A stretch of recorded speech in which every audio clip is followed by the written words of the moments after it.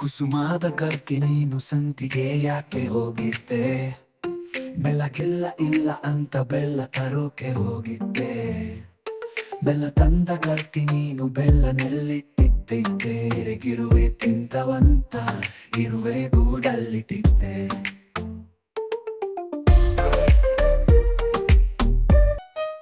ಬೆಲ್ಲ ತಂದ ಕರ್ತಿ ನೀನು ಬೆಲ್ಲನೆಲ್ಲಿಟ್ಟೆ, ಇರುವೆ ತಿಂತವಂತ ಇರುವೆ ಗೂಡಲ್ಲಿಟ್ಟಿದ್ದೆ. ರಾಗಿಲ್ಲ ಎಲ್ಲ